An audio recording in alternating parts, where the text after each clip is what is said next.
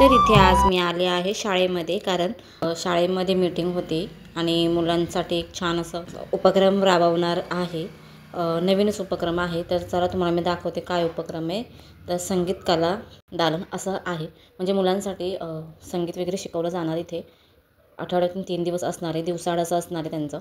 तर त्याच्यासाठीच आम्हाला इथे मीटिंग होती आधी माहिती दिली कसं काय आहे ते. नंतर जिथे संगीताचा कार्यक्रम होणार आहे, म्हणजे मुलांसाठी प्रशिक्षण दिलं जाणार आहे, तर आम्हाला तिथे नेलं. ज्यांना ॲडमिशन घ्यायचे इच्छुक असतील विद्यार्थी तर त्यांनाच आहे हे. तर प्रत्येक ठिकाणी छान असं इन्स्ट्रुमेंट होते आणि खूप छान असं केलं होतं. फार आवडलं मला. तुम्हाला पण मी म्हटलं चला दाखवूया.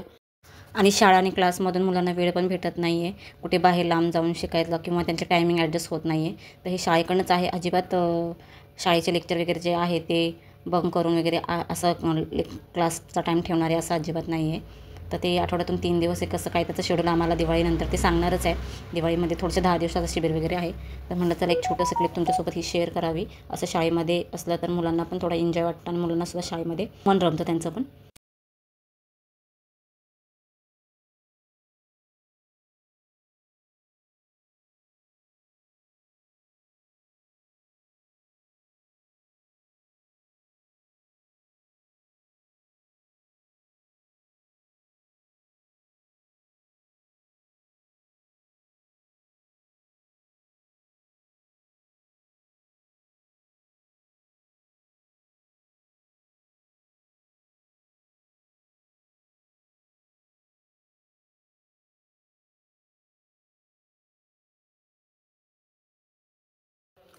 हॅलो, हाय, नमस्कार. कसे आहात तुम्ही सगळे? आय होप तुम्ही सगळे मस्तच आहे. मी रुपाली तुमचं स्वागत करते माझ्या आणखीन एका व्लॉगमध्ये. तर आता दिवाळी सुरू होतीये आणि दिवाळी आता फक्त 5-6 दिवसावर आलेली आहे. तर आता आपल्याला साफसफाईचा म्हणलं चला तुमच्यासोबत मी साफसफाईचे ब्लॉग शेअर करूया. तर मी फर्स्ट जे आहे मी माझा बेडरूम जे आहे क्लीन करणार आहे आणि म्हणलं तुमच्यासोबत पण शेअर करूया. आज आहे शनिवार आणि मुलांचे पेपर चालू आहेत. ते 16 पर्यंत त्यांचे पेपर असणार आहे. पण तरीही मला घरातली कामं करून आपली पेंडिंग कामे, शॉपिंग आहे, बाजार आहे, बरंच काय काय आहे. मग ते सगळं करायचं आहे आणि तर म्हटलं चला आज तुमच्यासोबत शेअर करूया. पहिली दिवाळीला सुरुवात करूया. तर आज मी आहे ना बेडरूम साफ करणार आहे. सर्वात प्रथम मी बेडरूम साफ करायला घेते व्हिडिओला. आणि प्लीज व्हिडिओ कंटिन्यू करा. जर कोणी माझ्या चॅनलवरती नवीन असेल तर प्लीज चॅनल सबस्क्राईब करा, मला सपोर्ट करा. आणि ठीक आहे, चला मी तुम्हाला दाखवतेच की मी बेडरूममधली साफसफाई प्लस कशी सुरुवात करते. सर्वात प्रथम मला काय करायचे, पोटमाळी साफ करायचे. ते कसे करणार आहेत ते तुम्हाला दाखवते. सर्वात प्रथम मला हे पोटमाळी साफ करायचे आहे. आणि इथे जे आहे ना आमच्या रूम मालकांचं काही सामान वगैरे आहे, जुना कम्प्युटर वगैरे आहे. आता बघू माझी हाईट पोचते की नाही, पण त्याआधी मला ही बेडवर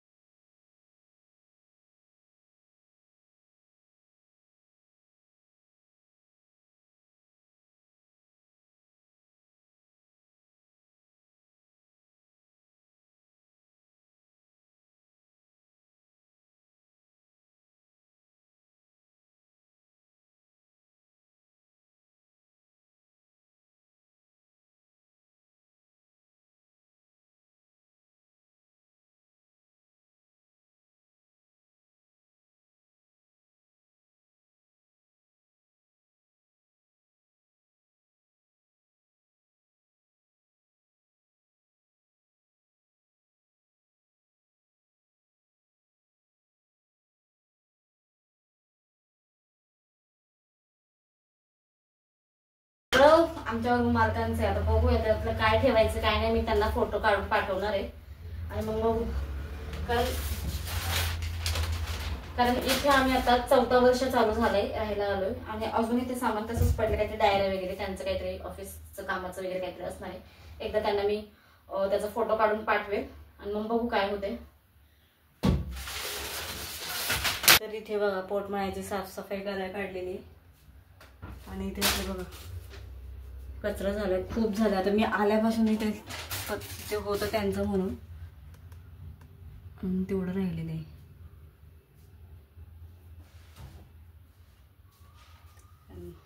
सगळं पोटमाळ्यावरती होतं. त्यानंतर थोडा वेळ बसले, कारण बहीण आली होती. म्हणलं चला पंखा वगैरे लावून दिलेला आहे, वरचं पुसून घेतलेलं आहे पोटमाळे वगैरे. तोपर्यंत जरा निवांत थोडा वेळ बसले. ती गेल्यानंतर परत कामाला लागले माझ्या. इथे त्यांचा कम्प्युटर होता, जुना मॉडेलचा होता. खूपच इतका जड होता ना की मला खूपच जड वाटत होता. आणि हल्लीचे कम्प्युटर एवढे हलके असतात ना, एका हातात सुद्धा आपण घेऊन लगेच एका हाताने टावर ठेवू शकतो. पण हा अजून कोणीतरी सपोर्ट लागेल असा हा कम्प्युटर एवढा जड होता. हे जुने 10-11 वर्षापूर्वीचे हे मॉडेल आहेत. कदाचित जास्त असतील पण कमी नाही. आणि त्यांना मी फोटो वगैरे काढून पाठवले होते त्यांच्या सामानचे, तर ते म्हटले राहू द्या, त्यांना आहे त्याची गरज. मग म्हटलं जाऊ दे, तसे आपण थोडीशी छान साफसफाई करून जागा करून व्यवस्थित ठेवून द्यावं त्यांचं सगळं. त्यामुळं मग राहू दे म्हटले, इथे काहीच आपलं ठेवायचं नाही, फक्त त्यांचं व्यवस्थित ठेवून दिलं.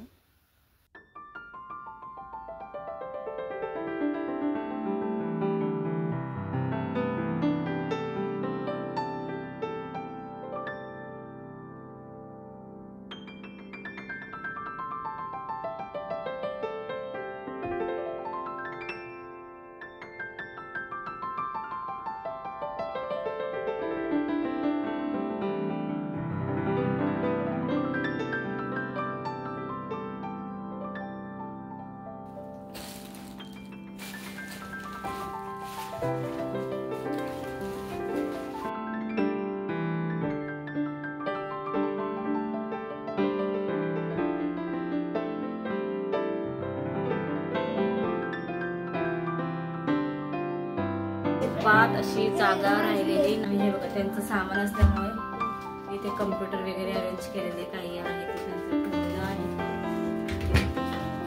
लागत नाहीये माझ्या मग आता मला परत हे काढून व्यवस्थित इकडे घ्यावं लागेल, काहीतरी करावं लागेल. इथे पण त्यांचं सामान ठेवलेलं आहे.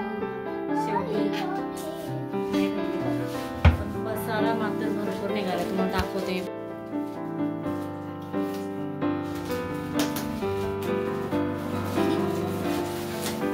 हा पसारा मी पटपट आवरून घेते. त्यानंतर मी इकडच्या पोटमाळ्यावर जे माझी जुने पुराणे कपडे वगैरे काय असतं ते मी ठेवलेलं आहे. तर मी ते आता इथलं साफ करणार आहे. इकडचं ते पसारा ओळखते, त्यामुळे तुम्ही मुलांचं काय चाललं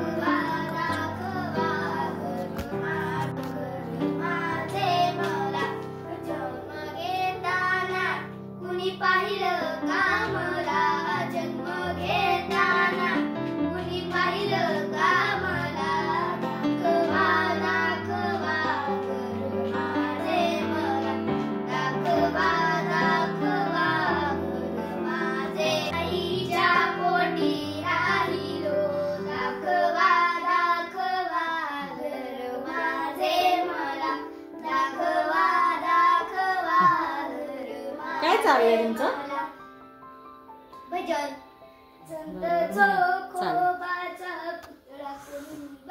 तर अशा प्रकारे त्यांचं भजन चालू आहे बघा. आणि आता इथे मी इथलं थोडंसं आवरते, थोडंसं राहिलंय तरी करते. तर हे काम पटपट करते आणि मग पुढचं मला हे करायचं आहे.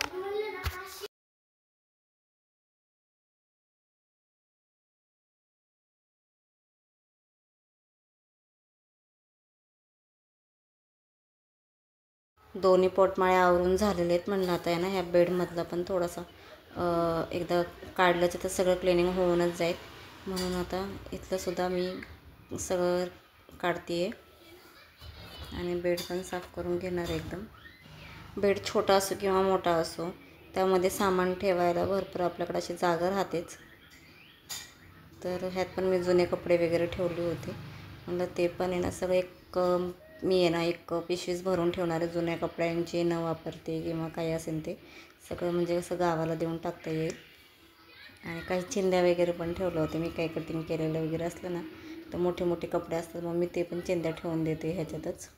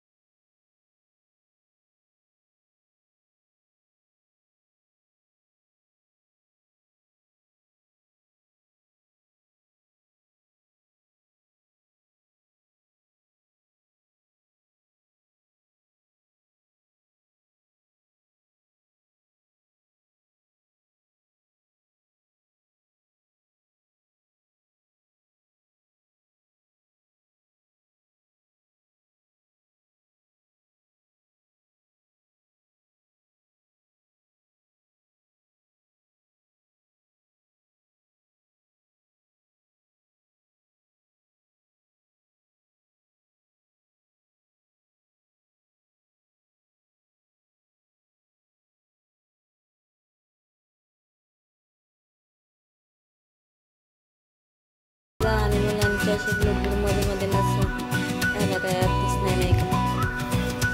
मुलांना तर सारखंच काय काढलं, काय जुनं नवीन काढले, काही जण कधीतरी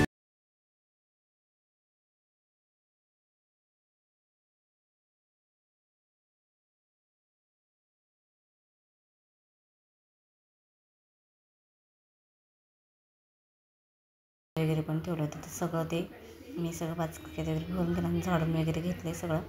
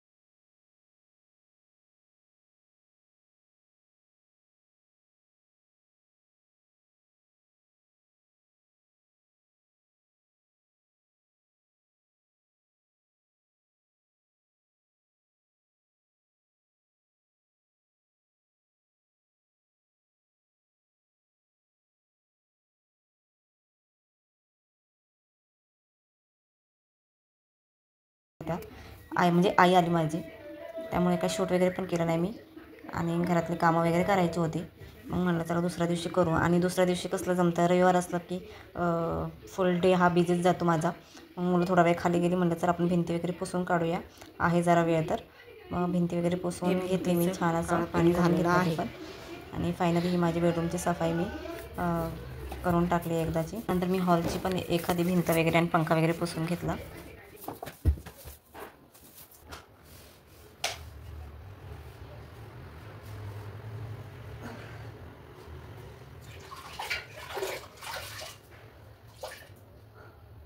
इथं हॉलची मी क्लिनिंग वगैरे करून घेतली, म्हणजे भिंत वगैरे झाडून घेतली, जाळ्याजुळ्या काढल्यात आणि फॅन वगैरे पुसून घेते आहे. म्हणजे ॲटलिस्ट माझ्या आजची थोडीफार तरी क्लिनिंग झालेली आहे दुसऱ्या दिवशीची. तर चला, आजचा व्हिडिओ तुम्हाला कसा वाटला कमेंट करून नक्की सांगा. आणि उद्या परत भेटू पुढच्या व्लॉगमध्ये. माझ्या किचनच्या क्लिनिंगचा व्हिडिओ घेऊन येत आहे मी उद्या. आणि मी आता इथे पंखा वगैरे पुसून झालेला आहे. म्हणलं चला ह्या बेडकट वगैरे घासून ठेवल्या होत्या आणि यामध्ये मी ना तांदूळ भरून ठेवणार आहे. हे इंद्रायणी तांदळाचा कट्टा आहे जो 25 किलोचा आहे. आणि तो मी त्याच्यामध्ये आहे ना बोरवेलची पावडर असते, म्हणजे धान्याची जी पावडर असते ना ती मिक्स करून आहे ना ह्या बकेटमध्ये भरून ठेवणार आहे. म्हणजे आपल्याला 4-6 महिने तांदळाची कटकट नसते. आणि हे इंद्रायणी तांदूळ हे इथेच आमच्या इथे एक मिल आहे, म्हणजे तिथे भात तांदळाचे जे हे असतात ना, भात असतात ना, ते तिथे करतात. तिथूनच यांनी हे तांदूळ आणलेले आहेत. आणि ह्याला पण आता मी धान्यांना म्हणजे खराब होऊ नये म्हणून मी या बकेटमध्ये त्याला हे करून ठेवणार आहे, पावडर चोळून ठेवणार आहे अगदी थोडी. कारण की कसं आहे ना, तसेच ठेवलं तर जास्त आपण भात खात नाही किंवा यूज होत नाही, तर मग ते कीड लागून जाते. त्यामुळे मग हे असं करून ठेवलं ना, मग कीड वगैरे पण लागत नाही त्याच्यामध्ये. कोणी त्याच्यामध्ये आहे ना खडे मीठ आणि लिंबडा पण टाकून ठेवतात, पण आता माझ्याकडे ते नाही आहे, त्यामुळे मी ही बोरवेलची पावडरच त्याला चोळून घेणार आहे.